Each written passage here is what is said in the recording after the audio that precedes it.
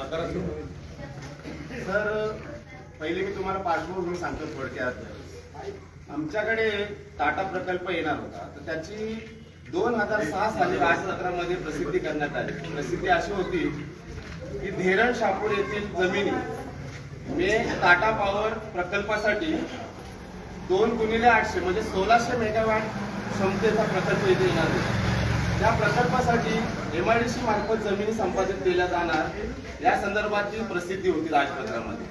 त्या अनुषंगाने 2008 साली 200 कोटी रुपये टाटा पॉवर कंपनीने MIDC कडे जमा केले आणि 2011 साली पुनर्वसन व पुनर्स्थापना या करारानुसार आम्ही त्या जमिनी खरं म्हणजे आम्ही दिल्या टाटा कंपनीला, पण समोर एजंट म्हणून कोण होते MIDC, त्यांच्या मार्फत व्यवहार झाले. आता आमच्या समोर प्रकल्प दिसत होता टाटा पॉवर. ऍक्च्युअली टाटाची ख्याती बघायला गेले तर समाजाशी सामाजिक बांधिलकी साधणारा, सगळ्यांना समजून घेणारा असंही त्याची ख्याती होती. म्हणून आम्ही लोकांनी पण विचार केला आपल्या मुलाबाळांना नोकऱ्या मिळतील, आम्हाला काही व्यवसाय करण्यास संधी मिळेल, लोकांचा दर्जा उंचावेल, या अनुषंगाने आम्ही त्या जमिनी दिल्या होत्या. 2011ला व्यवहार चालू झाले. 2011ला व्यवहार चालू झाल्यानंतर विथ कन्सेंटने आम्ही ते पेमेंट केले, म्हणजे संमतीपत्र. जवळजवळ 74% लोकांनी विथ कन्सेंट म्हणजे संमतीपत्र देऊन व्यवहार केलेले आहेत. उर्वरित ज्या रक्कमा काही लोकांनी घेतल्या नाही त्यांचे पैसे ट्रेझरीमध्ये किंवा शासनाकडे किंवा कलेक्टरकडे किंवा प्रांताकडे जमा राहिले. आता 2011ला ही प्रक्रिया चालू झाल्यानंतर जवळजवळ 2 वर्षामध्ये ती पेमेंटची प्रक्रिया चालू राहिली. 2014ला MIDCने हे सातबारे टाटाच्या नावावर ट्रान्सफर केले.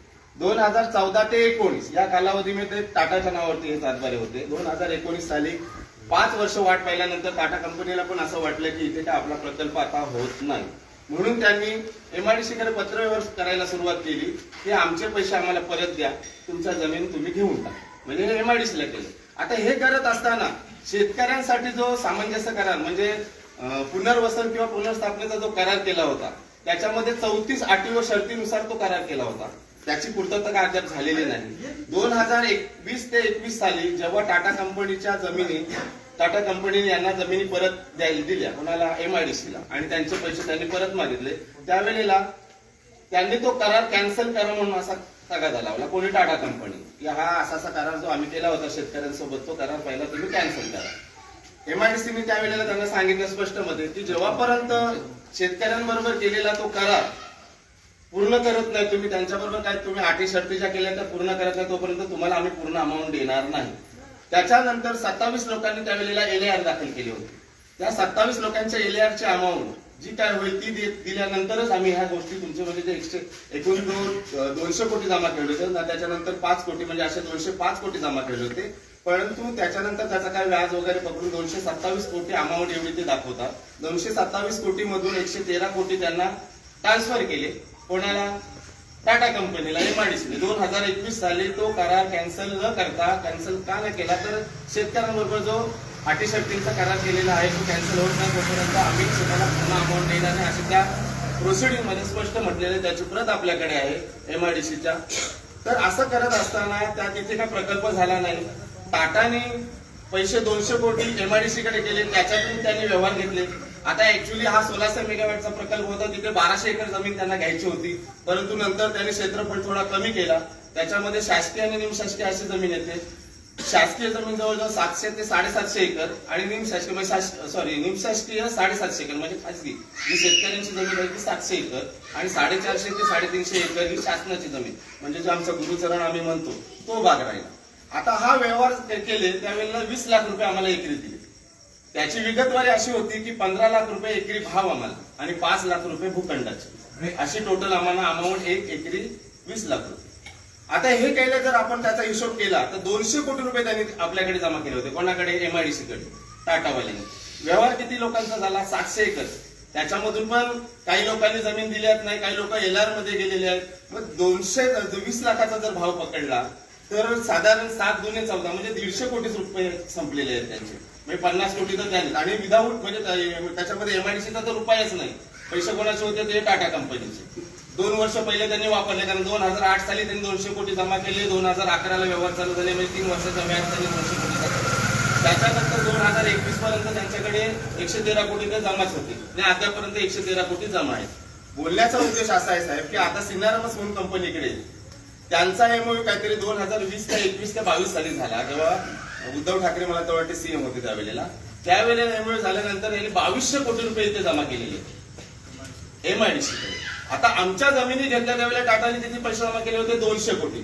आता किती त्यांनी जमा केले? 2200 कोटी. म्हणजे 10 पटीने अमाऊंट त्यांच्याकडे जमा केली होती. मग आता आम्ही जो नुकसान भरपाईचा तगादा लावलेला आहे त्यांच्याकडे, की आम्ही भाववाढ म्हणून मांडत नाही त्यांच्याकडे, आमची नुकसान भरपाई काय, तर प्रकल्प आला तर आम्हाला नोकरी मिळेल. त्यांनी स्पष्ट म्हटलेली 5वी 8 आहे त्या 34साठी मध्ये की तुम्ही मोबदला स्वीकारल्यानंतर लगेचच पुढल्या वर्षापासून तुम्हाला प्रकल्पामध्ये नोकरी मिळली जाईल. साधारणतः एक 20,000ची जरी नोकरी आपण पकडली असती तरी वर्षाला आपले 2.5 लाख रुपये होतात. 13 ते 14 वर्षामध्ये साधारण 34-35 लाख रुपये आपल्याला तेच होतात. 750 दिवसाची मजुरी आहे, शेततळ्यांची नुकसान भरपाई, इतर काही अन्य गोष्टी आहेत. मला तर वाटतं धैरण शापूर गावांसाठी 2-2 कोटी प्रति वर्षाला सुधारण्यासाठी, म्हणजे सामाजिक दर्जा सुधारण्यासाठी ते 2-2 कोटी रुपये. असा एकंदरीत जर आपण बघायला गेलो तर नुकसान भरपाईचा जो विषय आपल्याला तो आपल्याला मांडायचा आहे. तर हे करत असताना आता त्या दिवसाच्या मीटिंग मध्ये मला असं समजलंय की एमआयडीसीचे अधिकारी म्हणतात की तुम्ही एलईआर दाखल करा. मग आपण जर विथ कन्सेंटने पेमेंट केला असेल, घेतला असेल, तर आपल्याला एलईआर दाखल करता येईल का, हा प्रश्न आहे याच्या मागचा तुमच्या समोर आमचा पहिला, की आपल्याला एलईआर दाखल करता येईल का, किंवा आपल्याला कोर्टामध्ये याचिका दाखल करता येईल का. बरोबर बोला तुम्ही. हे मुद्दे तुम्ही म्हणजे नंतर का नाही, मी तुम्हाला आता लगेचच उत्तर विचारत, तुमची पण लिंक तुटायला नको, माझी पण लिंक तुटायला नको, म्हणून त्याला वैयक्तिक सांगितले प्रत्येकाचे प्रश्न लिहून घ्या आणि मग त्याची उत्तरं तुम्ही आम्हाला विचारा. द्या. पहिला प्रश्न असा आहे की आम्ही विथ कन्सेंटने पेमेंट घेतलेला आहे, तर आम्हाला एलईआर दाखल करता येईल का, किंवा याचिका दाखल करता येईल का नुकसान भरपाईसाठी किंवा जमीन परत मिळण्यासाठी, हा प्रश्न पहिला. त्याच्यानंतर आता जी कंपनी येते सिनेरमस कंपनी, आता हा प्रकल्प आमच्याकडे येणार होता, टाटा प्रकल्प. ऍक्च्युअली त्यांनी जो करार केला होता तो शेतकऱ्यांसाठी केला होता. तो कॅन्सल करताना आम्हाला विश्वासात घ्यायला पाहिजे होता. आम्हाला शेतकऱ्यांना बिलकुल त्यांनी विश्वासात घेतले नाही. कंपनी आणि एमआयडीसी यांनीच तो करार केला आणि यांनीच तो कॅन्सल केला. आता हा करारावर प्रधान सचिव, कलेक्टर, प्रांत, त्याच्यानंतर टाटा मॅनेजमेंटचे अधिकारी यांच्या सगळ्यांच्या स्वाक्षऱ्या आहेत. हा करारनाम्याची प्रत आपल्याकडे आहे. हा एक प्लस पॉईंट आपले करतात. परंतु हे करत असताना आपल्याला त्यांनी विश्वासात घ्यायला पाहिजे होतं, तो बिलकुल त्यांनी विश्वासात घेतलेला नाही. म्हणजे एकंदरीत एमआयडीसीने 0 पैसे अमाऊंट इन्व्हेस्ट करून त्यांनी या जमिनी घेतल्या. 200 कोटी टाटाने दिले होते, 113 कोटी समजा त्यांनी आता परत दिले, ते 113 कोटी त्यांनी आता अडकवले समजायचे. आलं का लक्षात? कोणाला दिले परत? टाटा कंपनीला परत. शेतकऱ्यांना किती? शेतकऱ्यांना 20 लाखाप्रमाणे दिलेले आहेत ना पेमेंट. त्यांनी त्याच्यानंतर काहीच नाही, 1 रुपयाचा फक्त बांधबंदिस्तीसाठी काही खर्च केला असेल तोच. त्याच्या पलीकडे शेतकऱ्याला पर्सनली काही दिलेलं नाही. ज्या त्यांनी कमिटमेंट 34 केलेल्या आहेत त्याच्यामध्ये त्यांनी काही केलेलं नाहीये. आणि याच्यासाठीच आम्ही आता हे तुमच्याकडून मार्गदर्शन घेतो की आपल्याला याच्यामध्ये काय करता येईल. तर बाकी कोणाचे प्रश्न असतील तर बोला. मी साधारण सांगितलेलं आहे तुम्हाला. आमच्या जमिनी आम्हाला परत मिळतील का? कारण एवढे वर्ष झालाय प्रकल्प गाजून काय आलाच नाही. प्रकल्प आला नसल्या कारणाने आम्हाला जमिनी आम्ही टाटासाठीच जमिनी दिलेल्या सर्व. नोकऱ्यांसाठी दिली. नाही ठीक आहे, आवाज येतोय आपल्याला. माझा होतो. आम्ही टाटा कंपनीसाठीच खास जमिनी दिलेल्या आहे. तर टाटा कंपनी आता आली नाही. आम्ही एमआयडीसीला जमिनी दिल्याच नव्हत्या. टाटा पण एमआयडीसी त्याच्यावर हक्क, आता आमच्या जमिनीवर हक्क दाखवला आणि आमच्या जे उतार आहेत त्याच्यावर एमआयडीसीने शिक्का मारला. ते शिक्का सुद्धा उठवला पाहिजे, कारण जमिनी कंपनीत आली नाही तर आमच्या जमिनी आम्हाला परत मिळायलाच पाहिजे.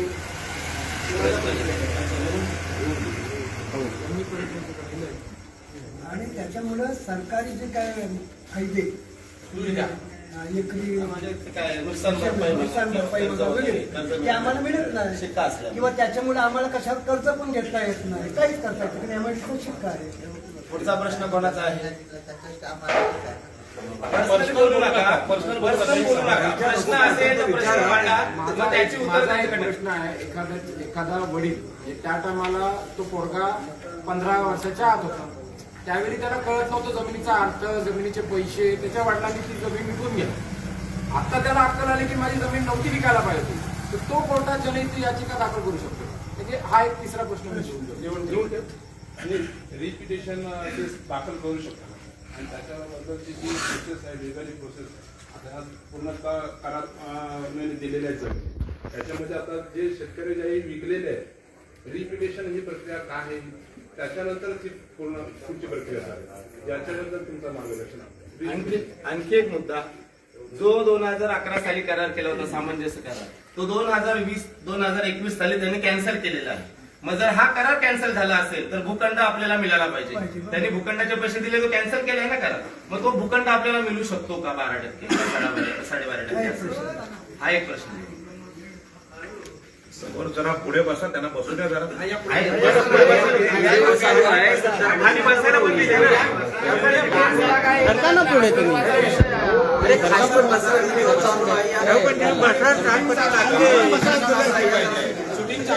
जरा बसाय खाली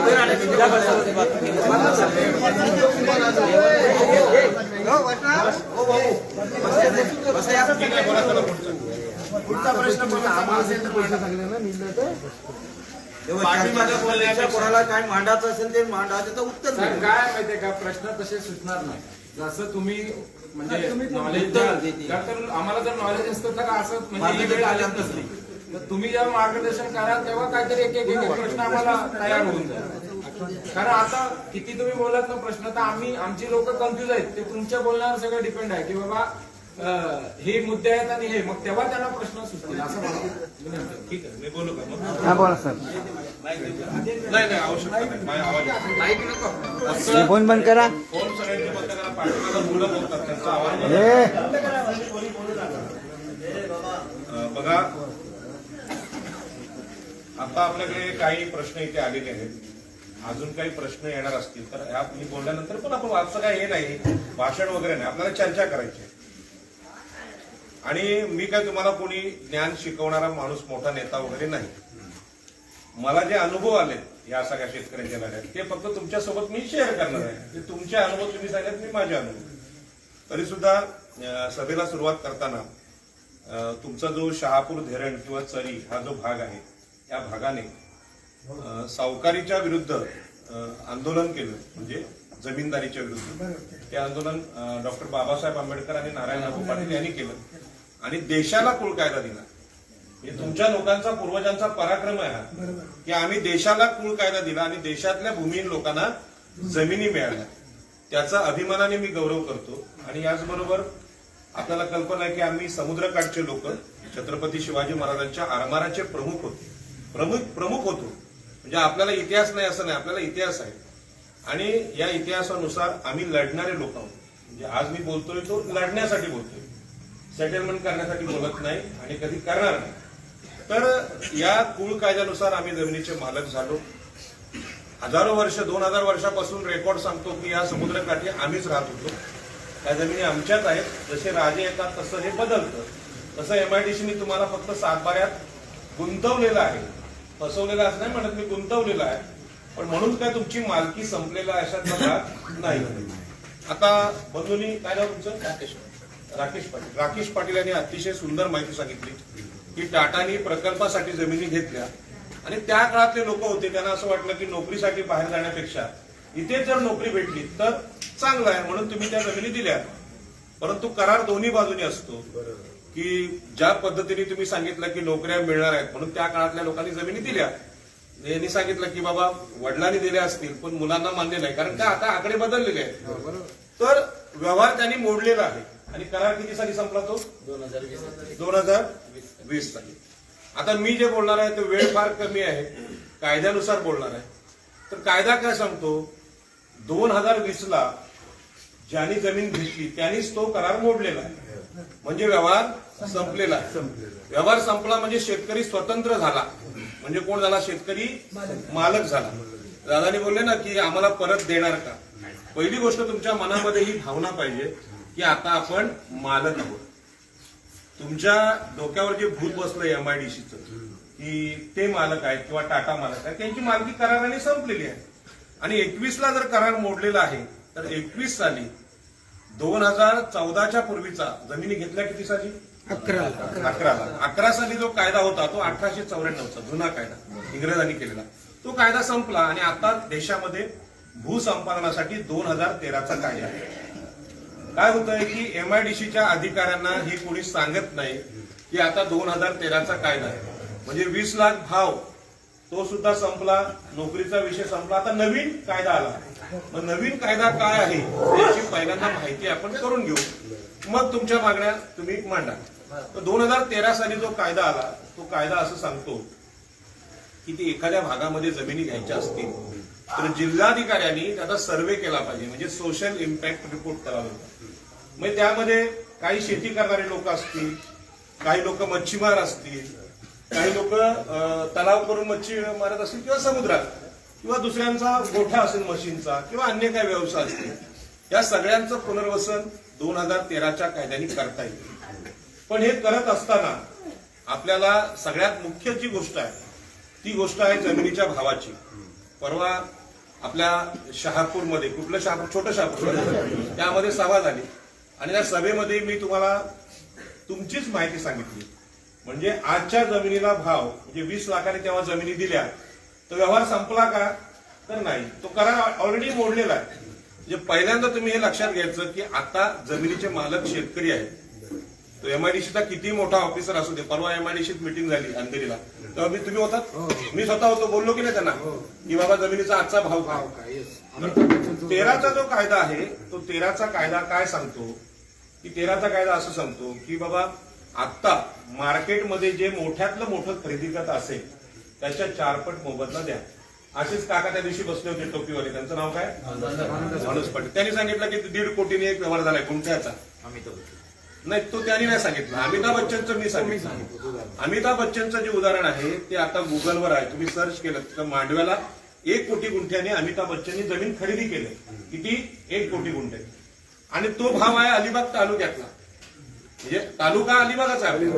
त्याच्यामुळे काय तो बाहेरचा भाव नाही, म्हणजे पुण्याचा नाही किंवा नागपूरचा नाही, तो अलिबाग बाजूला. अमिताभ जर 1 कोटी रुपये गुंठ्याने जमीन खरेदी करतो तर 13च्या कायद्यानुसार 4 पट भाव भेटला पाहिजे. 1 कोटीच्या 4 पट किती झाला? 4 कोटी रुपये प्रति गुंठा. आणि एमआयडीसीचे अधिकारी काय बोलत होते? हेक्टरी 2 कोटी 40 लाख वगैरे असं काहीतरी बोलत होते. हेक्टरी म्हणजे 100 गुंठ्याचा. पहिला फरक आहे की आता ज्या जमिनी आहेत त्या जमिनींची वाटणी झाली आपल्या घरात, तर तरुणांच्या वाट्याला, म्हणजे 25 वर्षाचा मुलगा आहे त्याच्या वाट्याला गुंठ्यामध्येच येणार आहे, हेक्टरमध्ये येणार नाही. हेक्टरमध्ये जमिनी कोणाच्या असतात? घाटावरच्या लोकांच्या. म्हणजे तुम्हाला माहिती आहे तिकडे जमिनी उदयनराजे भोसले, शिवाजी महाराजांचे वारसदार, त्यांची जमीन आहे 42,000 एकर. किती आहे? 42,000 एकर. म्हणजे खास करून मराठा समाजाची त्यांच्या जमिनी शेकडो एकर मध्ये आहे. आपल्याकडे अशा जमिनी पूर्वी पण नव्हत्या. म्हणजे पूल कायद्याने भेटलेल्या जमिनी किती आहेत? 1 एकर, 2 एकर, 20 गुंठा. आता एखादा तरुण असेल त्याच्या वाट्याला 1च गुंठा येणार आहे. 1 गुंठा जमीन जर गेली तर 20 लाखांप्रमाणे किती भेटतील? एकराला 20 लाख किती भेटेल? 50,000. 50,000मध्ये आता मोटरसायकल पण येत नाही, बंगलाच राहू द्या. म्हणजे असला, म्हणजे मी इथे येण्याचं कारण आहे की मी अलिबाग तालुक्यातलं आहे, चिंचोटी माझं गाव आहे. तर आपल्या तालुक्यातल्या लोकांना कुणी जर आता मूर्ख बनवत असेल तर मी कुठेही असलो तरी आपलं काम आहे की बाबा लोकांना चर्चा तर करूया आपण. तर आता हे प्रबोधन आहे, त्याच्यामुळे जे जुने लोक आहेत किंवा नेते आहेत त्यांनी स्वतःचा अपमान वगैरे मानू नये, आपण फक्त चर्चा करतो. तर यामध्ये 1 कोटी रुपये गुंठ्याने जर अमिताभ बच्चननी जमीन खरेदी केली असेल तर 13च्या कायद्याने 4 पट भाव पहिल्यांदा मिळाला पाहिजे गुंठ्याला. म्हणजे 4 कोटी रुपये. मग एकर काय झाला? 160 किती? 160 कोटी रुपये प्राथमिक अंदाज आहे. आता हा झाला अमिताभचा खाजगी व्यवहार. आता अमिताभने काय केलं असेल की स्टॅम्प ड्युटी वाचवण्यासाठी ऍक्च्युली व्यवहार कमीने दाखवला असेल, ब्लॅकने पैसे वेगळे दिले असतील. बरोबर आहे? ज्यांना जमिनीचे व्यवहार करतात त्यांना माहिती आहे. म्हणजे ब्लॅकचे पैसे आहेत ते वेगळे दिले असतील, म्हणजे 1 कोटी हा भाव नाही, तो वेगळा झालेला आहे. मग दुसरा एक भाव आहे, सिडको आता जमिनी विकते नवी मुंबईमध्ये, त्यांचा टेंडर रेट आहे 7 कोटी रुपये प्रति गुंठा. तुम्ही नेटवर काढू शकता, राजाराम पाटील स्वतःच सांगत नाही. 7 कोटी रुपये गुंठ्यांनी सिडको जागा विकते. सिडको म्हणजे कोण? सरकार. बरं, जमिनी कोणाच्या आहेत? आगरी कोळी कराड यांच्या, म्हणजे आपल्या समाजाच्या आहेत. आणि ते 7 कोटी गुंठ्यांनी रायगड जिल्ह्यातच विकते. ते पण नवी मुंबई काय रायगडच्या व्यतिरिक्त वेगळी नाही. मग ती 7 कोटीने विकते. अमिताभ 1 कोटीने खरेदी करतोय. तर यातला बेसिक जो भाव आहे तो भाव 7 कोटी आणि 1 कोटी यातला मधला पकडला तर आपण 3.5 कोटी पकडू. म्हणजे 7 कोटीचा अर्धा भाव किती होतो? 3.5 कोटी पकडू. तर 3.5 कोटीच्या 4 पट जर भाव काढला तो किती होतो? आता 14 कोटी रुपये गुंठा जर आपण सांगितला तर एमआयडीसी काय, टाटा काय, रिलायन्स काय, अदानी काय, अंबानी काय बोलतील? तुमची जमीन आम्हाला नको. आता त्यांनी जमीन घेतलीच नाही तर आपल्याला काय संकट कोसळणार आहे का? नाही कोसळणार, कारण जमिनीची भाव एवढा आहे की आता हे अलिबाग तुम्हाला माहिती आहे अटल सेतूनी रायगड जिल्हा जोडलेला आहे. कशाला? मुंबईला. म्हणजे मंत्रालय नरिमन पॉइंट इथले जे मंत्र्यांचे बंगले आहेत त्यांच्या बरोबरीने आता अलिबाग आले. हे का सांगतो? काही लोक फिरत नाहीत, त्यांना माहित नाही की मुंबई आपण किती जवळ आहोत मुंबईच्या. तर आपण मुंबईच्या जवळ आहोत. आता खरं म्हणजे जमीन विकण्याचा निर्णय घेणं हे नव्या पिढीला फसवणं. बरोबर आहे? तरुणांना पटत असेल तर बघा, कारण तुम्ही जिथे आता आहात त्या ह्यांच्या घरी मी गेलो होतो, त्यांचं घर आहे ते आज अलिबाग मध्ये बंगला आहे. म्हणजे बाहेर लोक बघत नाही. अलिबाग हे नाव ब्रँड झालेलं आहे की अलिबाग म्हणजे कोण? शाहरुख खान. अलिबाग म्हणजे हिरानंदानी. हे ब्रँडेड झाले, ते सांगायची गरज नाही. तुम्ही जर एकदा घाटावरच्या मुलीला सांगितलं की माझा अलिबाग मध्ये बंगला आहे, ती लगेच लग्नाला तयार होईल. अलिबाग मध्ये बंगला आहे? अलिबागला तर आम्ही फक्त रिसॉर्टला जातो पिकनिकला आणि एका दिवसाची 4,000 भरतो. तुझा बंगला आहे तिथे? काका असले बघा, काका असले, त्यांचं असणं फार महत्वाचं आहे. कारण ही जी गोष्ट आहे मार्केटमध्ये सगळ्यांना माहित आहे. त्यामुळे पहिल्यांदा तुम्हाला सांगतो की तुमच्या जमिनी आज अमूल्य आहेत, म्हणजे त्याचं मूल्य खूप मोठं आहे. तर हा जो भाव सांगितला हा मी कायद्याने सांगितला. कारण असं आहे की आज आपल्याकडे जे भाव अधिकारी सांगतात की तुमची जमीन अशी आहे. परवा त्या ताई आल्या होत्या, पल्लवी ताई, त्यांच्यासमोर एक अधिकारी बोलला की अलिबागच्या जमिनीमध्ये काय होतंय, त्या नापीक आहेत, असे शेरे मारले. म्हणजे तिथे उसाची शेती होत नाही, द्राक्षाची होत नाही, तिथे कांदे होत नाही, तिथे बटाटा होत नाही. पण कांदे बटाटे जरी होत नसली तरी एक जिताडा आहे आपल्या तळ्यातला, त्याची किंमत किती आहे? 1,000 रुपये कमीत कमी किलो आहे ना. 1,000 रुपये किलोनी ऊस जातो का? ऊस जातो का? साखर तरी जाते का? मग ह्या जमिनीचं मूल्य ठरवताना जिताड्याची किंमत आणि चिंबोऱ्याची किंमत किती आहे हे आपण मांडत नाही. आणि तो जर ताटामध्ये फ्राय केलेला असेल तर त्याचा रेट आणखी आहे. म्हणजे आपण फक्त कच्चाच विकतो, पण तुम्ही जर बनवून विकलात तर त्याचा भाव जास्त आहे. मग हे सगळं तुम्हाला सांगतो याचं कारण की याच्या पुढे तुम्हाला जमीन कुठेही घेता येईल, अलिबागमध्ये खरेदी करता येणार. आणि म्हणून भगवान बुद्धाने एकदा सांगितलं होतं की झाडाचं पान तुम्ही तोडलं तर परत जोडता येत नाही.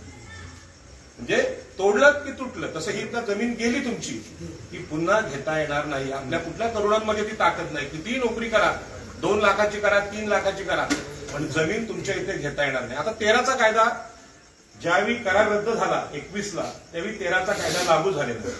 कशाला? ह्या भागाला. आता 13च्या कायद्याची थोडक्यात माहिती सांगतो. एक तर 4 पट भाव आहे मार्केट रेटच्या, रेडी रेकनरच्या नाही. मार्केट रेट 1 कोटी किंवा 7 कोटी किंवा 3.5 कोटी काही पकडा, त्याचे 4 पट भाव आहे. आता मार्केट रेटच्या 4 पट भाव साताराला घेऊ शकता, सांगलीला घेऊ शकता, नागपूरला 4 पट भाव आहे त्याच्यामध्ये. दुसरं आहे 20% विकसित भूखंड आहे. म्हणजे जी जमीन जिथे प्रोजेक्ट कुठलाही होईल त्याच्या बाजूला तुम्हाला विकसित भूखंड द्यावे लागते. आता सध्या शासन मुंबईच्या बाजूला कुठलाच कारखाना काढत नाही. उलट बेलापूर पट्टीतले जे कारखाने आहेत ते बंद केले आणि त्यांनी तिथे काय केलंय, म्हणजे मार्केट म्हणजे रेसिडेन्स कमर्शियल हे बांधलेत. म्हणजे सगळे रिलायन्सचे वगैरे प्रोजेक्ट, ते कारखाने काढतच नाही. कारण जमिनीचा भाव वाढला, इथली जमीन विकायची आणि कुठेतरी गुजरातला किंवा दुसरीकडे घ्यायची आणि कारखाना तिकडे काढायचा, कारण इकडे जमीन महाग झाली. आणि म्हणून 20% भूखंड आहे. त्यानंतर ज्याची जमीन जाईल त्यांना प्रकल्पग्रस्त दाखले आहे. म्हणजे प्रकल्पग्रस्त दाखला भेटला की तुम्हाला नोकरी लागते, नैसर्गिक आहे. यानंतर व्यावसायिक पुनर्वसन आहे. म्हणजे एखाद्या शेतकऱ्याचा मच्छीमारी व्यवसाय असेल, तो जर गेला तर त्याला मच्छीमार म्हणून पुनर्वसन द्यावं लागतं. म्हणजे समुद्रकिनारी जेट्टी, आधुनिक बोट किंवा दुसरा काय व्यवसाय असेल ते द्यावा लागतो. येणाऱ्या प्रोजेक्टमध्ये शेतकऱ्यांना 50% वाटा द्यावा लागतो. म्हणजे जी डेव्हलपमेंट आहे, म्हणजे तुम्हाला समजा आता भराव करायचा मातीचा, तर मातीचा भराव तुम्हीच करायचा आहे. त्यामध्ये तुम्हाला तुमची जेसीबी असेल किंवा अन्य काय असेल ते तुम्ही करायचं आहे. 50% वाटा त्यामध्ये प्रकल्पामध्ये आपला असतो. हे कायद्याने आहे सगळं. हे काय कोणाकडे भीक मागणं किंवा विनंती नाही. तर कायद्यामध्ये हे सगळं 13च्या आहे. फक्त आता प्रश्न आहे 21ला तुमचा करार रद्द झाला तर सरकारला हे करायला लावणं की तुम्ही आता काय करायचं असेल व्यवहार, हा 13च्या कायद्यानेच होईल. काय सांगायचं आहे? 13च्या कायद्यानेच होईल. मग तो 13च्या कायद्याने त्यांना व्यवहार करायला लावायचा असेल तर अनेक मार्ग आहेत लोकशाहीमध्ये. पहिला मार्ग आहे लोकप्रतिनिधी. म्हणजे तुमचे जे सरपंच असतील, सगळ्यात मोठा अधिकार ग्रामसभेला. सरपंचांनी पत्र द्यायचं MIDC ला की आता देशामध्ये 2013चा कायदा लागू आहे, तो संसदेने केलाय. हे काय सांगतात ना MIDCच्या कायद्याने करू आम्ही. मग 13चा कायदा भारतीय संसदेने केलाय, लोकसभेने केलेला कायदा तुम्हाला मान्य नाही का? असं असेल ते लिहून द्या आम्हाला, बरोबर आहे? तर लोकसभेचा तो कायदा आहे, राज्यसभा आणि लोकसभेने केलेला कायदा आहे, तो देशाला पूर्ण लागू आहे. असं नाही की अलिबाग लागू, सगळ्यांना लागू आहे. त्या कायद्यानुसार 13च्या कायद्यानुसार जर आपल्याला आता भूसंपादन झालं किंवा पुनर्वसन झालं त्याचे फायदे खूप मोठे आहेत. पण ह्या 13च्या कायद्याने जर आमच्या जमिनी घ्यायला लावायच्या असेल तर पहिला मार्ग आहे सरपंच ते खासदार, म्हणजे आमदार खासदार हे सगळे त्यांना पत्र लिहिलं. तुम्ही पत्र लिहिलं पाहिजे. परत ती नुसतं पत्र लिहून चालत नाही, कारण ते पत्र कोणी पण काय करतात, डब्यात टाकून देतात. मग त्याची बातमी आली म्हणून मी आल्या त्यांना पण अगोदर सांगितलं होतं मला एक वेळ जेवण नाही भेटलं तर चालेल, पण मोबाईलमध्ये हा व्हिडिओ रेकॉर्ड करा, कारण व्हिडिओ जेव्हा व्हायरल होतो तो सगळ्या देशाला कळतो. आपण 13च्या कायद्याची चर्चा करतोय, आपण सरकार विरुद्ध बोलतच नाही, जो आहे तेच सांगतो. मग हा व्हिडिओ रेकॉर्ड झाला पाहिजे, याची बातमी आली पाहिजे, उद्या पेपरला याची बातमी आली पाहिजे, बातमी लिहिली पाहिजे लिहिणाऱ्याने. तर लोकप्रतिनिधींना पहिल्यांदा सांगायचं, दुसरं पत्र तुमचं जिल्हाधिकाऱ्यांना असलं पाहिजे, कोकण आयुक्तांना असलं पाहिजे, MIDCच्या कमिशनरला असलं पाहिजे, त्या सगळ्यांना पत्र गेले पाहिजे. त्या दोघांनी पण कानाडोला केला तर तुम्हाला न्यायालय. परंतु आताची परिस्थिती अशी आहे की तुम्ही निवडणुकांचे सगळे निर्णय बघताय, निकाल आज लावायचा काय उद्या लावायचा, ह्यांनी हे केलं, मतदार यादीमध्ये घोळ केला, कोणी ऐकायला तयार नाही. आणि ऐकायला तयार नसल्यामुळे लोकांना प्रश्न पडलाय की काही लोकांची नावच काढलीत मतदार यादीतून. आमच्या उरणमध्ये घटना आहे, नावच उडवून टाकलं, तुम्ही मतदानच करायचा अधिकारच संपवला.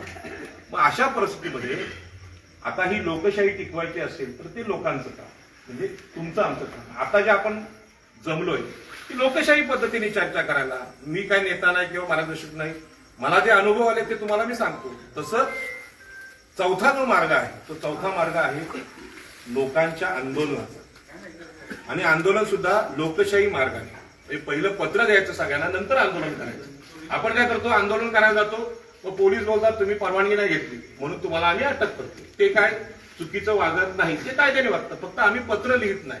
आणि पत्र लिहिल्यानंतर त्याला प्रसिद्धी दिली पाहिजे, म्हणजे ते मीडियामध्ये कमीत कमी मोबाईलमध्ये तरी आलं पाहिजे, बाबा शहापूर धरणचे लोक ह्या कायद्याने चालले. मग पोलीस बोलत नाही, बाबा त्यांना सांगा 13च्या कायद्याने आमचा अधिकार आहे की नाही, काही 20 लाखात जमिनी आमच्या दिल्या आजोबाने, त्यावर आम्ही मान्य करायचं शक्यच नाही ते. आणि असे जुने व्यवहार कोणीच मान्य नाही करणार आज. आणि सगळ्यात महत्वाचं, आता मी येत असताना ते कुठले बाबा होते आपल्या बरोबर, हे बाबा होते माझ्या बरोबर आणि दादा होते. त्यांनी सांगितलं की जरी समजा ह्या जमिनी टाटाने घेतल्या किंवा MIDCने घेतल्या, प्रत्यक्ष ताबा आमचा आहे. ताबा कोणाचा आहे? आमचा आहे. आणि जमिनीचे कायदे तुम्ही अभ्यासले तर प्रत्यक्ष ताबा कब्जा वहिवाट ज्याची असते तुम्हाला. म्हणजे आम्ही जेव्हा जमिनी कसत होतो, जेव्हा या भागामध्ये कुळ कायद्याचं आंदोलन झालं, नारायण नागू पाटील आणि बाबासाहेब आंबेडकरांनी केलं, त्यावेळी सातबाऱ्यावर मालक हे उच्च जातीचे लोक होते, ब्राह्मण होते, मराठा होते, पारशी होते, मुसलमान होते, आम्ही कुळ होतो. मग आमच्याकडे सातबाऱ्याची मालकीच नव्हती. त्या काळात संविधानकार डॉक्टर बाबासाहेब आंबेडकरांनी सांगितलं की ठीक आहे आमच्या बापाच्या नावावर सातबारा नसेल, पण हा सातबारा शिवाजी महाराजांनी आम्हाला दिला होता. कधी स्वराज्य स्थापन केलं तेव्हा पेशवाईत तो आमच्याकडून गेला, म्हणजे उच्च जातीच्या लोकांच्या नावावर झाला. पण नंतर पुन्हा बाबासाहेबांनी आंदोलन केल्याने सांगितलं कसे त्याची जमीन राहील त्याचं घर, आणि त्या कायद्याने आम्ही मालक झालो. आज काय स्थिती आहे? आधुनिक सावकार म्हणजे कोण? टाटा आणि MIDC. तुम्ही 20 लाखात आमच्या पूर्वजांना फसवलं आणि फक्त सातबारा नावावर केला म्हणून तुम्ही मालक झालाय का? तुमच्यात दम आहे का शेतामध्ये येण्याचा? आज आमचा शेतकरी आहे, आमची महिला तिथे कसते, शेती करते, काय करते ती करते. मग खऱ्या अर्थाने कायदा सांगतो कसेल त्याची जमीन, या अर्थाने जमिनीमध्ये मालकी आणि वहिवाट कोणाची आहे? आमची आहे. परंतु ज्यांना जुना संघर्ष माहित नाही ते तरुण बोलतात की सातबारा त्यांच्या नावावर झाला. अधिकारी पण बोलतात, पोलीस पण बोलतात सातबारा त्यांच्या नावावर झाला. सातबारा त्यांच्या नावावर असेल, जमीन कसतोय कोण? आम्ही. त्याच्यामुळे तुम्ही कायद्यामध्ये जा, सुप्रीम कोर्टाचे 2 निकाल आहेत, ते सांगतात सातबारा फिरवल्याने जमिनीचं मालक होता येत नाही. असं कोण म्हणतंय? Supreme court. आता हे कोणाला माहित आहे? ज्यांना मोबाईल ऑपरेट करता येतो, तरुण पोरांना माहित आहे. तुम्हाला जुन्या लोकांना माहित नाही. तुम्ही सर्च करा युट्यूबला की फक्त सातबारा फिरवला म्हणून मालक होता येत नाही. जमीन कसावी लागते, जमीन करावी लागते. बरं, ही अलिबागची जमीन शरद पवारांच्या गावात आहे तशी नाही, तुमच्या फडणवीसांच्या गावात आहे तशी नाही. या खाडीमध्ये शेती लावणं किती अवघड आहे आणि पाणी भरल्यानंतर तो भात टिकवायचा किती अवघड आहे आणि त्यामध्ये जर पायाला चिंबोरा चावला तर घाटावरचा शेतकरी पळून जाईल, नाही राहू शकत तिथे. बरोबर आहे. ही शेती वेगळी आहे. मग ही शेती कसणं अनंत अडचणीचं आहे. ज्यांना माहित आहे पावसाळ्यात काय पाणी भरल्यावर भात टिकवायचा कसा प्रचंड अवघड आहे. यामध्ये दुसरं पीक पण नाही टिकणार. अशा परिस्थितीमध्ये ही जी शेती आहे ती शेती दुर्मिळ प्रकारात गणली जाते. एवढं सोपं नाही. त्या अधिकाऱ्यांना पण तुमच्या खाडीत नेलं तुम्ही तहसीलदारांना, दमतील ते चालताना. पावसाळ्यात तर जाऊ शकत नाही, एवढे पाय जातात पाण्यामध्ये, तुम्हाला माहित आहे चिखलामध्ये. तर अशी जी शेती आहे त्या शेती कसण्याचं काम तुम्ही करताय. आता सुद्धा तुम्ही तलाठ्याला सांगितलं की पंचनामा करा की टाटा जमीन कसतोय का एमआयडीसी कसतोय. जमीन कोण कसतोय? शेतकरी.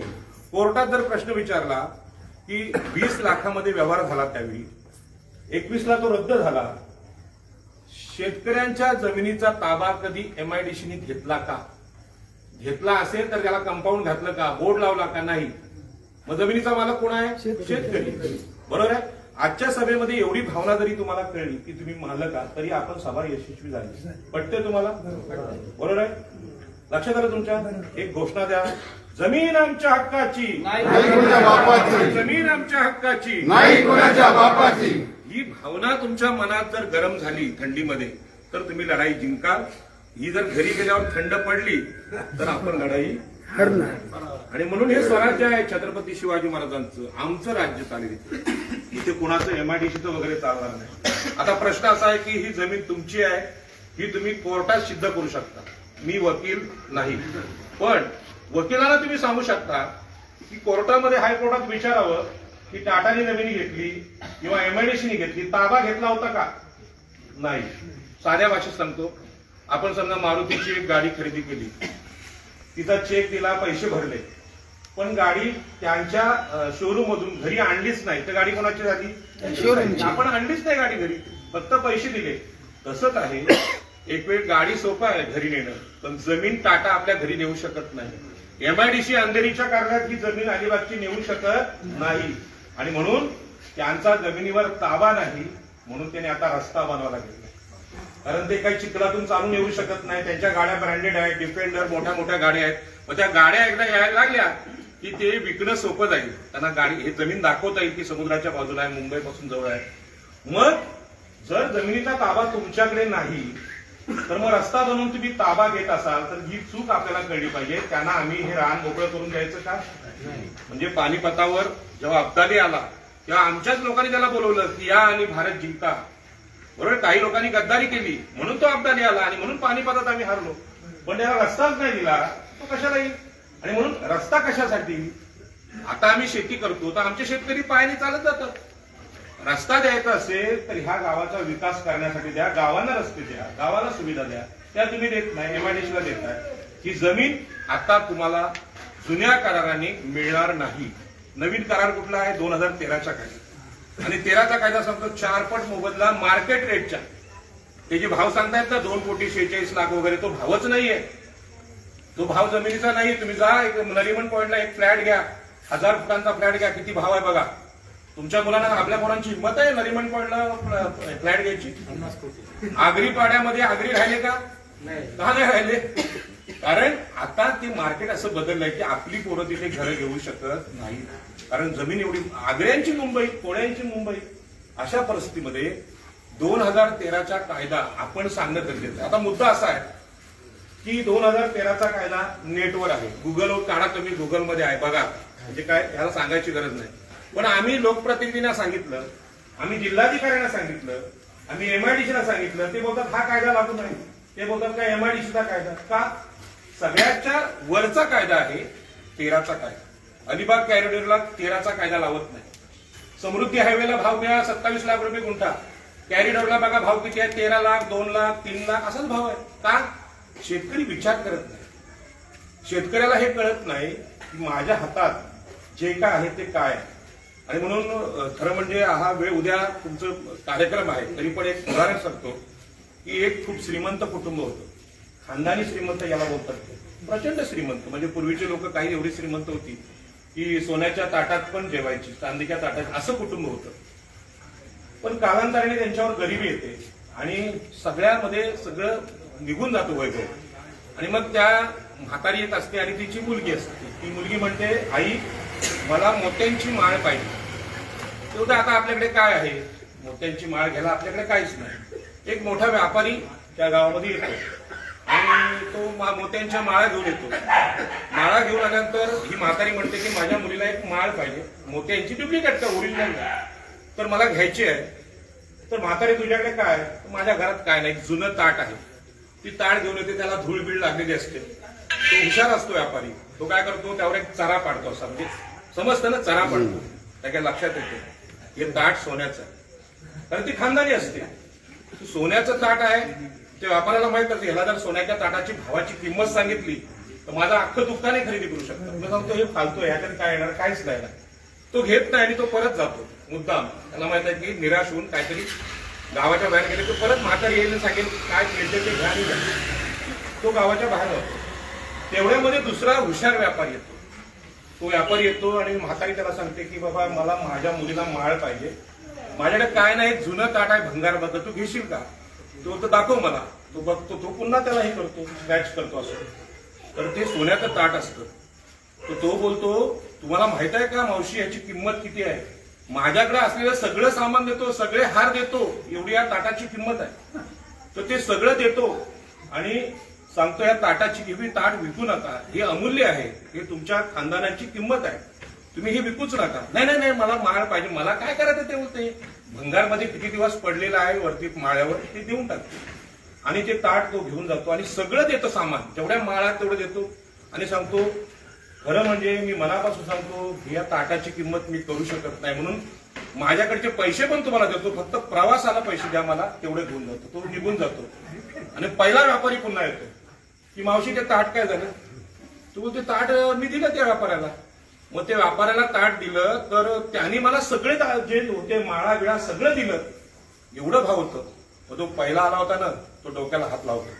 म्हातारीला पहिलंच बिल सांगितलं याची किंमत 20 लाख रुपये आहे, याची 20 लाख नाही, याची किंमत 200 कोटी. कशाची, ताटाची, जमिनीची.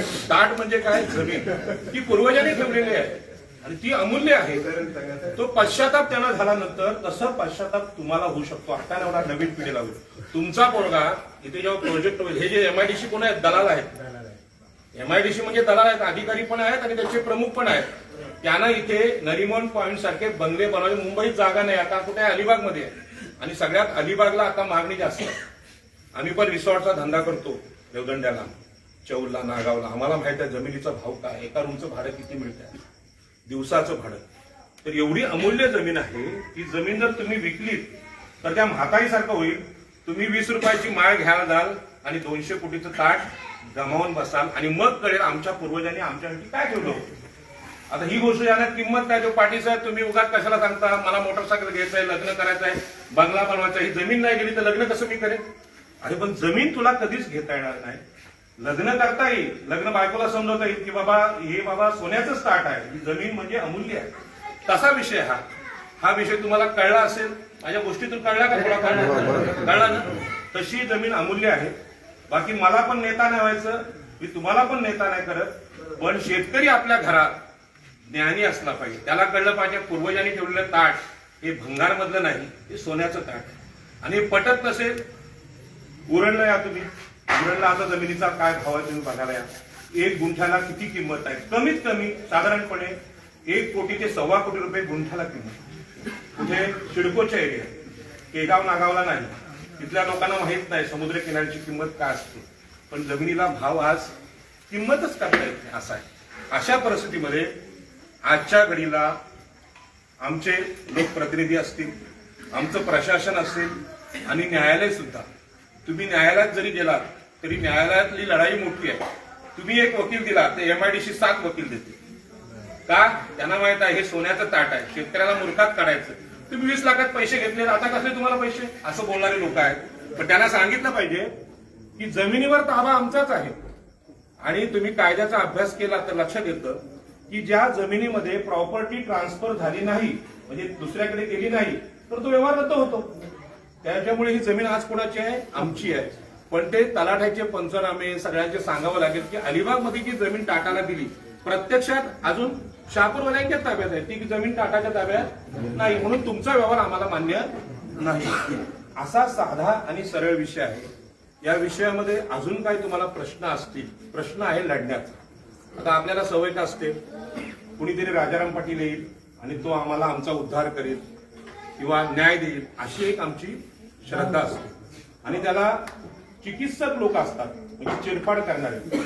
आता तुम्हाला माहित आहे, खाटीक असतो तो बोकड बघितला सांगतो, बाबा मांडीचा भाव किती, मानेचा किती, कलेजाचा किती, तर त्याला लगेच डोक्यामध्ये येतं.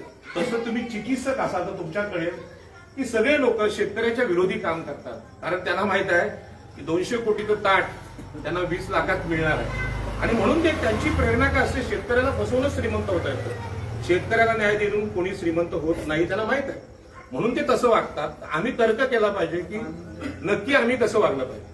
तर आम्ही असं वागलं पाहिजे की आम्ही आमच्या शेताची किंमत काय आहे ही जाणली पाहिजे. ते जाणण्याचे मार्ग आहेत की मुंबईमध्ये आगरी, कोळी, भंडारी, इष्टिनील, आदिवासी हे मालक होते मुंबईचे. आज तुम्ही सांगितलं मुंबईचा मालक कोण, तर एका पण आग्र्याचं नाव नाही. म्हात्रे नाही, पाटील नाही, ठाकूर नाही, भोईर नाही, तिथे नावं वेगळीच आहेत. अदानी आहेत, अंबानी आहेत, उद्धवजी ठाकरे आहेत, राज ठाकरे आहेत, अन्य म्हणजे मालक दुसरेच झाले. त्यांना माहितच नाही मुंबई, त्यांना निवटी पकडता येत नाही, त्यांना चिंबोरी पकडता येत नाही, त्यांना जिताडा माहित नाही. ते मुंबईचे मालक होऊ शकत नाही. मुंबईचं मालक व्हायचं असेल तर खाडीमध्ये तुम्हाला गेलं पाहिजे. मग असे लोक आज मुंबईचे मालक झाले. कारण का, त्यांनी जी चूक केली मुंबईतल्या आगरी कोळ्यांनी, ती चूक आता आम्ही धीरण आणि शहापूरवाले करतो. आता करतो चूक. आणि तुम्ही आता चूक केली तर तुमच्या पिढ्या सांगणार आहे की अलिबाग, शहापूर, धीरणे एकेकाळी आमचं होतं. पण ते इतिहासात तो इतिहास होऊन जाईल, वर्तमान राहणार नाही. आणि म्हणून या परिस्थितीमध्ये तरी सुद्धा मुंबईमध्ये अजून आपली गावं टिकून आहेत. अजून 200 गावठाण आहेत. सायन कोळीवाड्याची लढाई लोक लढले, पण गुपचूप लोक आले, एजंट लोक, त्यांनी लिहून घेतलं लोकांकडून, माझं घर झोपडी आहे. ऍक्च्युली ते घर होतं मोठं, 4 गुंठ्याचं, 5 गुंठ्याचं. 5 गुंठ्याची झोपडी असते का कुठे?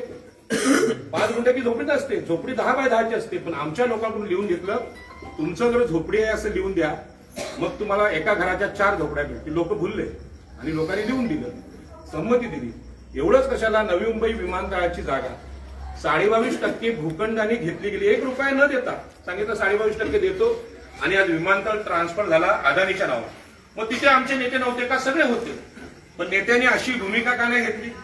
तुम्ही 2013चे व्हिडिओ युट्यूबला बघा माझे, तिथे पण मी सांगितलंय. पण लोक साध्या माणसाचं ऐकत नाहीत. काका जरी सांगायला गेलं ते काका तुम्ही गप्प बसव, काय तुमचे कपडे, काय तुम्ही. पण दुसरा कोणी डिफेंडर गाडी घेऊन आला तर लगेच त्याला सॅल्यूट, हा साहेब या, बसा बसा बसा. त्याला नेता मानतात. ही नेत्यांची आताची व्याख्या आहे. आणि म्हणून ते काकांनी सांगितलं मगाशी त्या गोष्टी, म्हातारी माणसं आहेत, त्यांना सगळे अनुभव आहेत. तर तुम्ही सारासार विचार करा. तरुण, मध्यम वय आणि शेवटची म्हातारी माणसं आहेत, त्यांना विचारा. त्यांना जर जमिनी विकायच्या असतात त्यांनी कधीच विकल्या असत्या. त्यांनी पण लग्न केले असते त्यावेळी, पण त्यांनी म्हणून जमीन नाही भेटणार, जमीन टिकू आम्ही. आणि आताची पिढी जर याला तयार झाली की बाबा 20 कोटीची माल घ्यायची आहे तर 200 कोटीचं ताट भंगार बदला आम्ही विकास करावा, असं समजू नका. आणि ह्यामध्ये लढायचं असेल तर लोकवर्गणीशिवाय पर्याय नाही. तुम्ही बोलाल दुसरा कोणीतरी लढेल, एखादा वकील बोलेल की आम्ही फुकट याचिका लढतो. वरळी कोळीवाड्यामध्ये असं झालं की 17 याचिका कोळीवाड्याच्या बाजूनी लोकांनी टाकल्या. पण त्यांनी याचिका टाकायला काय केलं की वरळी कोळीवाड्यावरून कोस्टल रोड चालला होता. त्या वकिलांनी अशा याचिका टाकल्या की इथून जर रस्ता गेला तर मच्छीमारी आमची जाईल, इथून रस्ता गेला तर मॅनग्रोव्ह नष्ट होतील, इथून जर रस्ता गेला तर सीआरझेड कायद्याचा भंग होईल, इथून जर रस्ता गेला तर बरंच काय होईल, असं त्यांनी लिहिलं. पण त्यांनी लिहिलं नाही की त्या वरळीमध्ये कोळी, आगरी लोक राहतात. ते न लिहिल्यामुळे याचिका जिंकली काय आणि हरली काय, त्यामध्ये रिझल्टमध्ये आपलं नाव नसणार. हे फुकटच्यामुळे काय झालं, याचिका शेवटी हरल्या. आणि आज त्या वरळीकरांना त्याचा फायदा काहीच झाला नाही. ऍक्च्युली 24,000 कोटीचा प्रोजेक्ट असेल तर अर्धे पैसे मच्छीमारांचे होते, पण ते त्यांना भेटलेच नाही. तसं 13च्या कायद्याने तुम्ही गेला तर तुमचे सगळे पंचनामे होतील, तुम्हाला प्रकल्पग्रस्त दाखले मिळतील, नोकरी मागायचीच गरज नाही. आज एअरपोर्टमध्ये जो संमतीपत्र लिहून दिलाय आमच्या लोकांनी, सगळ्या नेत्यांनी, त्यामध्ये असं लिहिलं की आम्हाला 13च्या कायद्याची गरज नाही, आम्हाला 22% चांगले जगातलं सर्वोत्तम पॅकेज आहे. आणि त्यामध्ये त्या कायद्यात असं आहे की एकदा संमतीपत्र दिलं की नोकरी मागायची नाही, नोकरी मिळाली नाही तर मी कोर्टात जाणार नाही, असं आमच्या लोकांनी लिहून दिलं. आणि आज एअरपोर्ट झाला अदानीच्या नावावर. रायगड जिल्ह्यातच आहे तो काय बाहेर नाही. आणि आज आम्ही तिथे नोकऱ्या कुठल्या करतोय? हाऊसकीपिंगच्या. हाऊसकीपिंगचा मराठीत अर्थ काय होतो? झाडू पोछा. कोण असले मजबूत लोक पोरं काय करतात? झाडू पोछा करतात. मग जिथे सरकारी नोकरी मिळाली असती, म्हणजे तुमच्या भागातले शिक्षक एवढ्या मोठ्या प्रमाणात, आम्हाला शिकवणारे शिक्षक याच भागातले चिंचोटीमध्ये शिक्षक आहे, मला वाटतं शिक्षक आहे, त्या पोरांना जरा गप्प करा. तर सरकारी एकही नोकरी नाही, जमिनीचा भाव पण भेटला नाही. नवी मुंबई विमानतळ सांगतो, फक्त भूखंड दिले, ते भूखंड बांधायला पैसे नाहीत, मग शेवटी बिल्डरांना दिले. 16 प्लॉट भेटले तर 8 प्लॉट घेतले बिल्डरनी आणि 8 प्लॉट आपल्याकडे आले आणि जमीन सोन्यासारखी निघून गेली. हे विमानतळात घडले. तिथल्या लढ्यामध्ये मी आहे, तो अनुभव आला म्हणून मी सांगतो. मी स्वतःचं ज्ञान सांगत नाही. तिकडच्या लोकांचे पाय फुटलेत, गुडघे फुटलेत, म्हणजे ढोपं फुटले, सगळं फुटलंय. पण ते आता कोणाला सांगणार नाहीत. पण त्यांना विचारा, तुम्हाला एकतरी सरकारी नोकरी आहे का अदानीच्या एअरपोर्टमध्ये? विमानतळच खासगी आहे. मग जर सिडकोला जमिनी पाहिजे होत्या तर सरकारमध्ये विमानतळ चालवायची लायकी नव्हती, तर मी खासगी उद्योगपतीसाठी आमच्या जमिनी का घेतल्या? तसं हे एमआयडीसीचं होणार आहे. ह्या जमिनीमध्ये कुठलीही एमआयडीसी होणार नाही. हे कुठल्या तरी लोढाला किंवा हिरानंदेरीला किंवा कोणाला तरी या जमिनी देतील आणि मग तुम्ही डोक्यावर हात मारून घ्याल की ते राजाराम पाटील आले होते त्या दिवशी आम्ही ऐकलं असतं तर आम्हाला सत्य कळलं असतं. एवढाच विषय आहे. तुम्ही परत बोलवा, नका बोलू, पण लढण्याचा विषय आहे तो स्वतःच्या ताकदीवर. जी कोर्टामध्ये याचिका टाकाल ती इंग्लिशमध्ये असली तर आज मोबाईलमध्ये ऍप आहे मराठीमध्ये ट्रान्सलेट करायचा, तो मराठीमध्ये वाचू शकता. वकिलाला विचारायचं, ठीक आहे आम्हाला मराठीत वाचून दाखवा, तुम्ही काय मागितले. तर नवी मुंबईमध्ये असं झालं, गावठाणातल्या घरांना नोटीस लावल्या सिडकोने आणि नोटीस लावल्यानंतर जे वकील होते त्यांना गावठाण कायदाच माहिती नव्हता. त्यांनी शब्द वापरला गरजेपोटी. गरजेपोटी नावाचा कायदा नाही. कोर्टात याचिका गेली, शेतकऱ्याची सही घेतली वकिलांनी. जर योग्य कागदपत्र आम्ही सादर करू शकलो नाही तर आमच्या हाताने आम्ही घर तोडू असं वकिलांनी लिहून घेतलं. पण ते इंग्लिशमध्ये होतं. ज्या दिवशी घर तुटलं त्यावेळी शेतकरी माझ्याकडे आला, पाटील साहेब घर तर तुटलं पण तोडायचा खर्च पण आमच्याकडे मागितला. वाचू द्या. याचिका वाचली तर वकिलांनी तसंच लिहिलं होतं. काय लिहिलं होतं की योग्य कागदपत्रे मी सादर केली नाही 6 महिन्यात तर माझ्या हाताने मी घर तोडेल. म्हणजे शेतकऱ्याला फासावर लटकवायची तयारी कोणी केली? वकिलांनी. आणि हे पण सांगितलं दोर पण मीच आणेन आणि फास पण स्वतःला मीच लावेल आणि मैताचा खर्च पण मीच करेन. असं तुम्ही करू नका. कुठलाही वकील असू दे त्याला सांगायचं काय लिहिलंय ते वाचून जातो सगळ्यांसमोर. लपवून काय करू नका. 4 शेतकऱ्यांना सांगायचं बाबा मी अशी याचिका टाकतोय त्यामध्ये काय, आणि 13च्या कायद्याचा उल्लेख नसेल पत्रामध्ये याचिकेमध्ये तर तुमचा काहीच फायदा नाही. जुन्या कायद्याने तुम्ही गेला तर जुन्या कायद्याने एमआयडीसी सांगेल की तुमचा जो भाव आहे तोच आम्ही देऊ, नवीन भाव देणार नाही. आज देशात 13चा कायदा आहे आणि तुम्ही सांगितलं तुमच्याकडे पेपर आहे तो 21ला संपलाय तर संपलाय. आणि सगळ्यात मोठी गोष्ट आहे जमिनीचा ताबा तुमच्याकडे आहे. आता गावात जरी घर असलं तरी एक घर शेतावर पण बांधा. ग्रामपंचायतला सरपंचाला सांगा त्याला पण घरपट्टी दे. त्यातून काय सिद्ध होतं की शेतकरी तिथे राहतो म्हणजे मालक आहे. याचे एजंट लोक सांगतात ही सगळी जमीन रिकामी आहे, कोणाला पाहिजे बोला. सांगतो रिकामी नाही जमीन, आमचे लोक आहेत तिथे. आणि म्हणून तुम्ही जे तलाव खोदण्याची पद्धत आहे ना अतिशय सुंदर पद्धत आहे. कारण तलाव आहे म्हणजे तिथे व्यवसाय आहे. पण छोटं घर पण पाहिजे, त्याला घरपट्टी घ्या. घरपट्टी नुसतं नाही. आणि घाटावरचे सरपंच खोटं बोलतात आपल्या समाजासाठी. आपले सरपंच काय बोलतात ना शेतामध्ये घरपट्टी कशी द्यायची, द्या ना, काय हरकत आहे. भारताचे नागरिक आहोत आम्ही. मुंबईमध्ये झोपडपट्ट्यावाले आले, त्यांना घरं भेटली, त्यांना एसआरई मध्ये फ्लॅट भेटले, तर आम्हाला का नको. म्हणून शेतावर राहायला शिका, शेत रिकामी ठेवू नका. माझ्या पद्धतीने मी जे सांगायचं ते सांगितलं. सगळंच माझं बरोबर असं काही चुकलं पण असेल तर तुम्ही ते दुरुस्त करा. पण हा जो लढा आहे हा स्वतःच्या ताकदीने लढा, गाव वाईज लढा. होलसेल संघटना करू नका. 95 गाव, 98 गाव आणि एका गावात कोण नसतो त्यातलं नेता तिसराच असतो. मी प्रॅक्टिकल सांगतो. आमच्याकडे असं झालं, मी अनेक नेत्यांना विचारतो तुझ्या गावाचं क्षेत्रफळ तरी तुला माहिती आहे का? तुमच्या गावाचं क्षेत्रफळ तुम्हाला माहिती आहे? मोजलंय कधी? एवढे वर्ष राहून आम्ही काय केलं? आम्ही गावं मोजली पाहिजेत, आम्ही घरं मोजली पाहिजेत, आम्ही मंदिरं मोजली पाहिजेत. आमचं बाथरूम किती आहे मुलाला विचारा शिकलेल्या, तुझं बाथरूमचं क्षेत्रफळ सांग. नाही सांगता येत त्याला, कारण कधी टेपच नाही लावली. म्हणून हे सगळे प्रयोग करावे लागतील. एका सभेमध्ये हे सगळं सांगणं अवघड आहे. पण माझे अनुभव तुम्हाला मी सांगितले. हा लढा अलिबागचा यासाठी महत्वाचा आहे की मुंबई आमची होती. मुंबई आगरी, कोळी, भंडारी, ईस्ट इंडियन आणि आदिवासींची होती. ती मुंबईची मालकी संपली. धारावी कोळीवाडा आहे, 12 कोळीवाडे, तो अदानीला दिला गेला अक्षरशः. आणि त्या कोळीवाड्यासाठी अनेक दुसऱ्या जमिनी मिठागरांच्या पण दिल्या. 5,000 एकर जमीन आमची होती. मुंबई गेली, नवी मुंबई गेली. नवी मुंबईतल्या आग्र्यांची 95 गावात अनधिकृत ठरवली. विमानतळातली 10 गावं तोडली. लोकांना हे माहित नव्हतं विमानतळ येणार म्हणजे काय आकाशात उडेल. गावं कशाला तोडतील, पण गावं पहिली तोडली.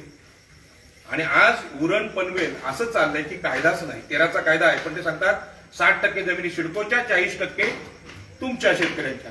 पण आमच्या जमिनीतली 60% जमीन तुम्हाला का द्यायची, याचा कुठला अग्रीमेंट, कुठला करार, काहीच नाही. मग त्या परिसरातल्या लोकांना गणित येतं की नाही हा प्रश्न 5वी पासून आपण शिकतो. पायथागोरस हे बेरीज वादाबाकी, मग ते येतं की नाही हा प्रश्न आहे. म्हणजे कदाचित काही नेत्यांना त्याचा राग येईल, पण तुम्ही 60% जमीन सिडकोला का देता हा माझा प्रश्न आहे. जर 1 रुपयाचा व्यवहार नसेल, ऍग्रीमेंट नसेल, तर जमीन का द्यायची. ते घडतंय तिथे. आणि म्हणून मग एक अलिबागचा शेतकऱ्याचा मुलगा म्हणून माझ्या लक्षात आलं, कमीत कमी शहापूर धीरण जर आम्ही वाचवले तर आमचं देवदंडा, चिंचोटी, रामराज हे तरी वाचेल. तिथे पण आता 1 लाखांनी गुंठ्याने व्यवहार चालू आहे. कुठे? अलिबाग त्या भागात आमच्या.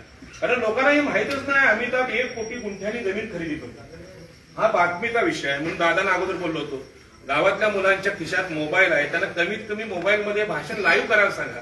पण ते तुम्ही सांगितलं नाही लोकांना. हे सांगितलं मी याला, मग ऐकलं का नाही? रेकॉर्ड झाली ऐकलं का नाही लोकांनी?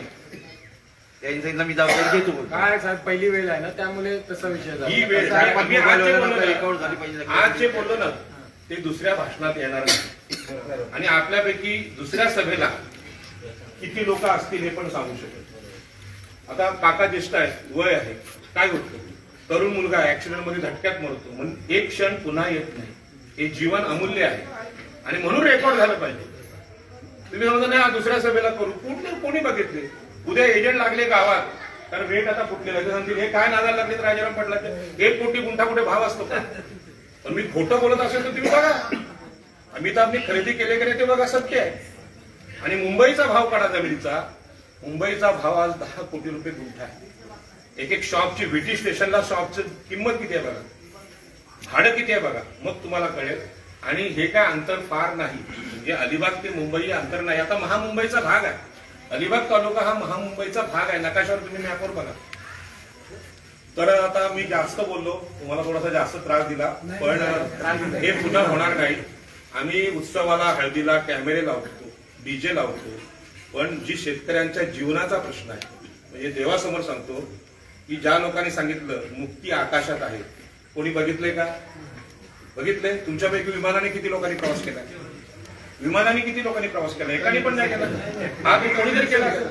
काय नाव तुमचं? शैलेश भगत. उभे राहा, टाळ्या वाजवा जरा. टाळ्या यासाठी आहे की विमानाने प्रवास केल्यानंतर लक्षात येतं, तुम्ही खिडकीजवळ बसला असाल तर मी स्वतः खिडकीजवळ बसलो होतो. मी औरंगाबादवरून मुंबई असा प्रवास केला, खिडकीजवळ बसलो आणि खिडकीत बसून मी काय बघितलं की विमानं ढगांच्या वरून जातात. मग माझे आजोबा स्वर्गात आलेले आहेत, आजी म्हणजे वारलेली आहे, वडिलांची आहे. ते जर असतील कुठे स्वर्गात दिसले तर बघूया, कारण स्वर्ग आकाशात असं लोक सांगतात, पण आकाशात काहीच नाही, स्वर्ग नाहीच आहे. मला ते प्रत्यक्ष बघून कळलं, मी खोटं बोलत नाही. आकाशात स्वर्ग नसेल तर हे काका माझ्यासोबत आहेत. समजा आता माझे आजोबा नाहीत, पण हे माझे आजोबा आहेत, हे माझे आजोबा आहेत. मी जिवंत माणसांना आम्ही कधीतरी मिठाई काहीतरी चांगलं खायला देणार की नाही? त्या पिंडांना मिठाई वाटणार. आणि म्हणून स्वर्ग जो आहे तो ह्या मंदिरात आहे. स्वर्ग आपल्या घरात आहे, स्वर्ग जमिनीवर आहे आणि तो अलिबागच्या जमिनीत आहे. तो आकाशात अजिबात नाही. आकाशात सांगतात हे लोकांना फसवतात. आणि म्हणून ही जमीन आहे ती पुन्हा मिळणार नाही. आणि म्हणून लढायचं असेल तर जमिनीसाठी. शिवाजी महाराजांनी सांगितलं ना, काय गरज आहे स्वराज्याची? आदिलशाही आहे, निजामशाही, आणखी एक शिवशाही, आणखी एक स्वराज्य कशाला पाहिजे? पण ते नाही, हे स्वराज्य माझं आहे, त्यासाठी लढलं पाहिजे. आणि तानाजी मालुसरेंनी स्वतःवर वार झेलून मेले त्या स्वराज्यासाठी, रक्त सांडलं. आम्ही काय बोलतो, रक्त सांडण्याचं नाही, भांडायचं नाही, पैसा बोला किती आहे ते, कमिशन बोला, अख्खं गाव देतो तुम्हाला. यांना तानाजी म्हणता येईल का? यांना बाजीप्रभू देशपांडे म्हणता येईल का? म्हणून कुठल्या मार्गाने जायचं तुम्ही ठरवा. मी जरा जास्त बोललो असेल, रागात बोललो असेल तर माफ करा, पण आकाशात स्वर्ग नाही. या म्हाताऱ्या माणसांची सत्कार करा. यांना 70 वर्ष झाली, 75 वर्ष झाली, यांना नमस्कार करा. यांनी जमिनी ठेवल्यात म्हणून मी भाषण करू शकतो. जर शहापूर धीरांच्या जमिनी यांनी विकल्या असत्या तर मला भाषण करायला पण कोणी दिलं नसतं. आणि म्हणून जमिनी अमूल्य आहे. जे तुम्हाला सांगितलं ना, स्वर्ग आकाशात असं स्वर्ग नाही, स्वर्ग जमिनीवरच आहे. हे तरुणांनी लक्षात घ्या आणि या जमिनीसाठी लढा. तुम्हाला मुंबईला जायची गरज नाही. इथेच नरिमन पॉइंट आहे, इथेच मंत्रालय आहे.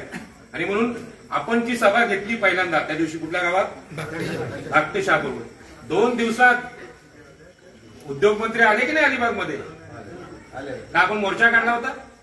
शब्दामध्ये ताकद आहे. शब्दामध्ये त्यांना कळलं की बाबा 1 कोटी रुपये गुंठा आम्ही जर खरेदी केले, लोकांना कळलं तर जमिनी सोडणार नाही. कुठे पण लढाई कर, शेतात उभेला झेंडा लावा तुमच्या आजोबांचा, फोटो लावायला सांगा ही जमीन आम्ही देणार नाही, पूर्वी घेतली नाही आता ताबा सोडणार नाही. घ्यायचा असेल तर एवढा भाव आहे. किती? 1 कोटीपासून 7 कोटीपर्यंत भाव, 4 पट ह्याने द्या. मी आता थांबतो. तुमच्या काही शंका असतील, प्रश्न असतील ते विचारा आणि त्यांना उत्तर द्यायचा आपण प्रयत्न करू. उद्या पण उत्सव आहे त्यामुळे जास्त वेळ काय तुम्हाला देता येणार नाही. बोला.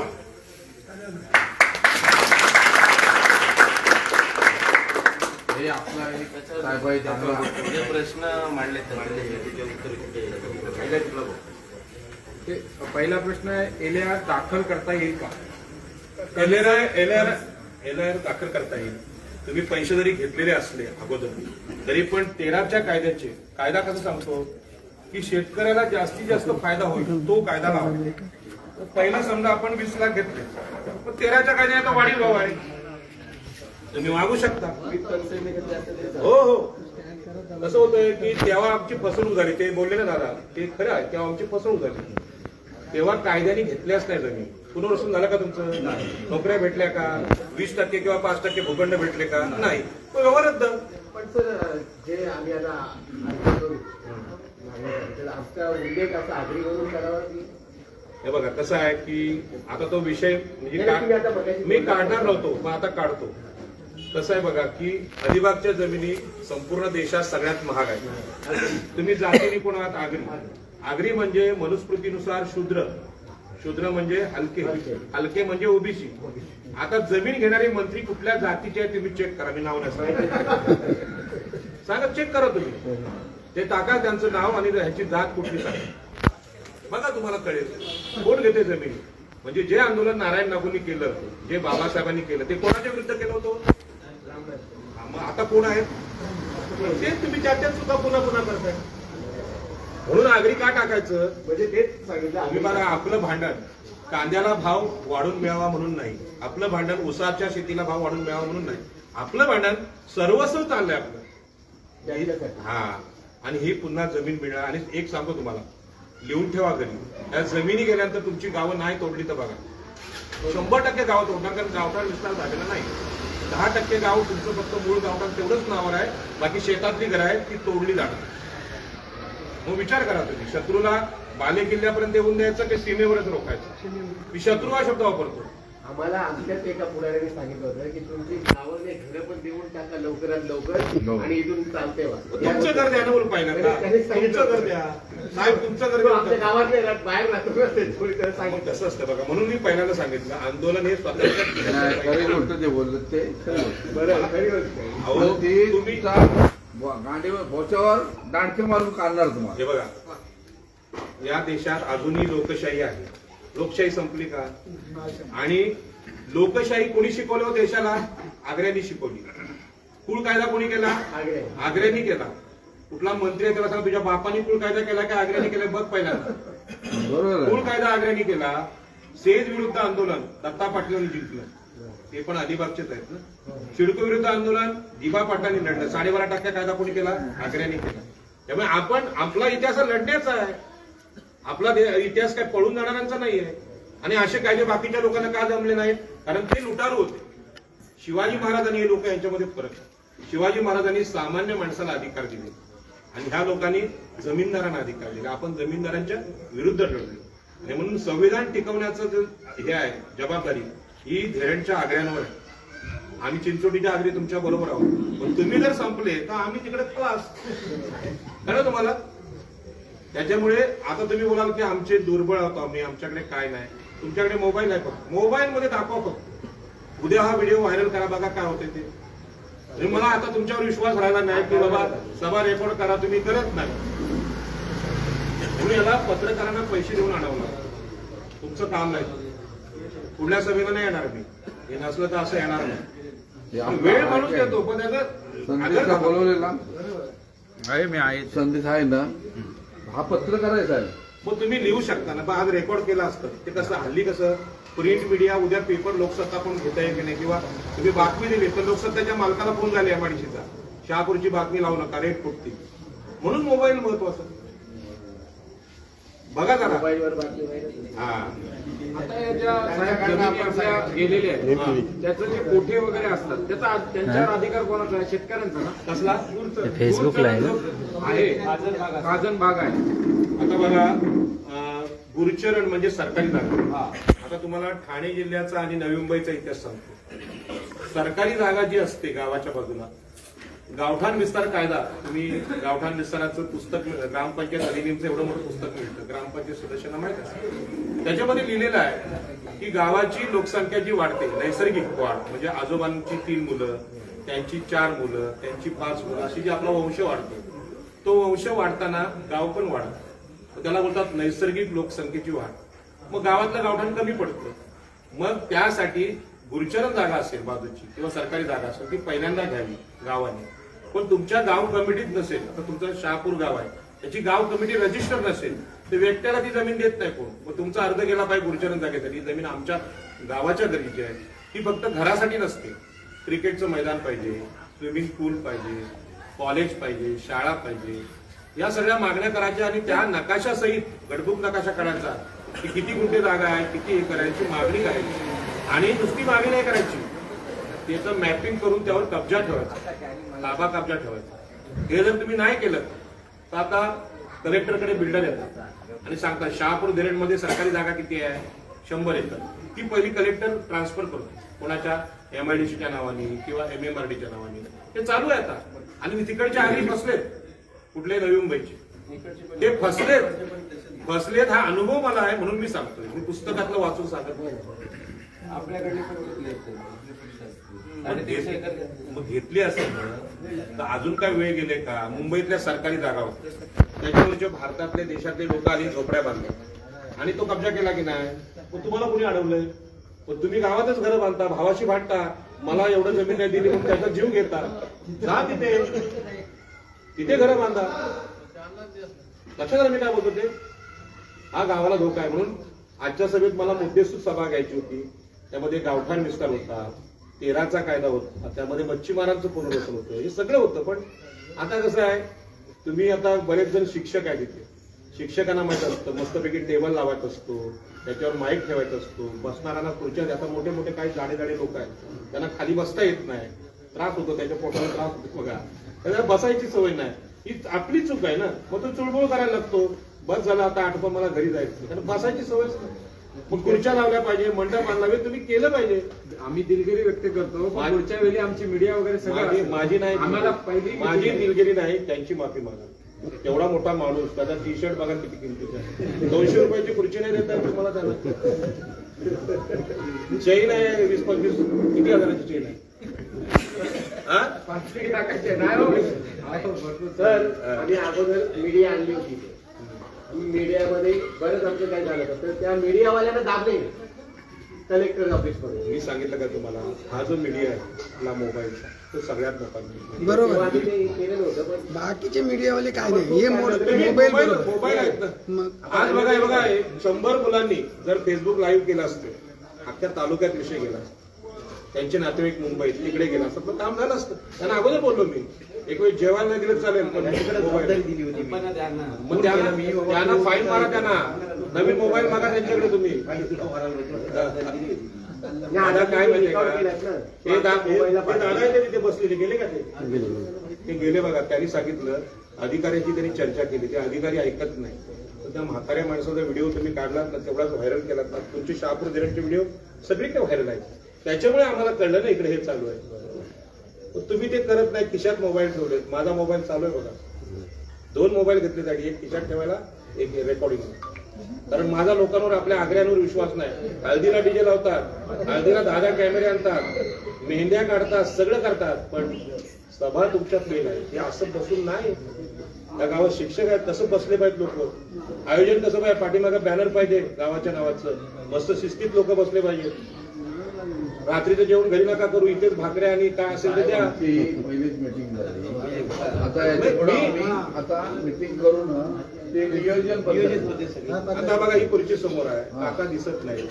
करतो. काका दिसले पाहिजे. हे ज्येष्ठ लोक आहेत त्यांना बसवलं पाहिजे. नाही, आमचा विषय काय होता, फक्त चर्चा करा म्हणून ही आमची खास सभा होती. ही आम्हाला एक नंबर सुद्धा माहिती आम्हाला. आता मेन मुद्दा साहेब असा की जर आम्ही भांडलो तर आमच्या जमिनी परत भेटू शकतात.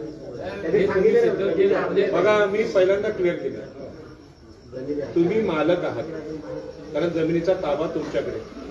आपण बघा आपलं घर असतं, काकाने थोडस अंगण वाढवलं, काठी काढतो की नाही आपण, स्वतःच्या काकाला मारायला काढतो, भावाला मारायला काढतो, आणि अशा किती केसेस पोलीस स्टेशनला असतील.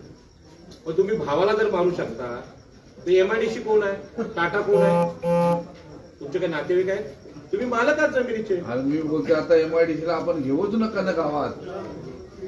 आणि हे बघा ही भाषा साहेब मी पहिलेपासून सांगतोय, MIDC आपल्याला लालच दाखवतंय, विकास कामा काढतंय, पण ती करू नका.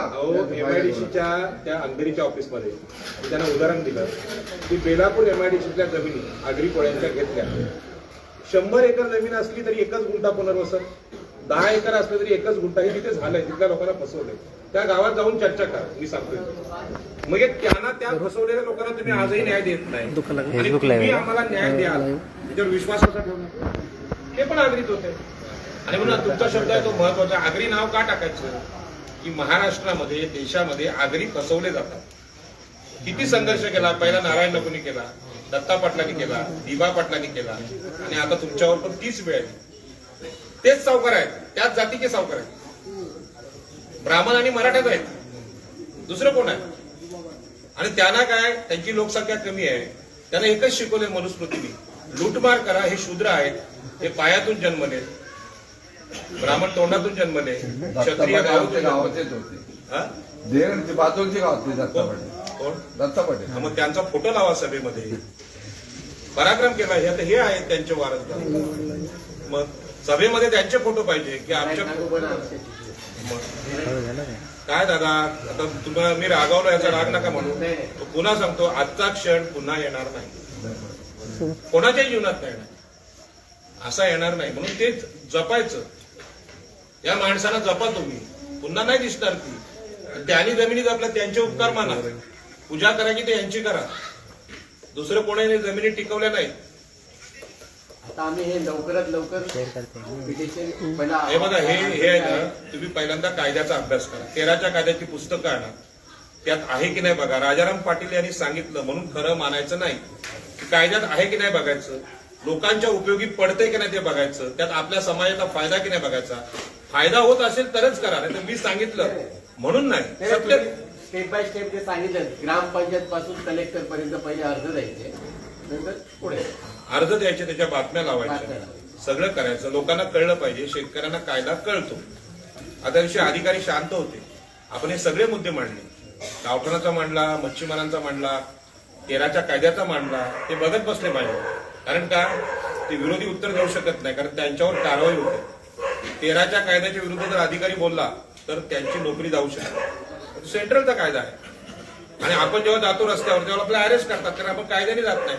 पहिलं पत्र दिलेलं असलं पाहिजे, तरच सरकारला अडवा जायचं. सरकार शेवटी आपलंच आहे, ते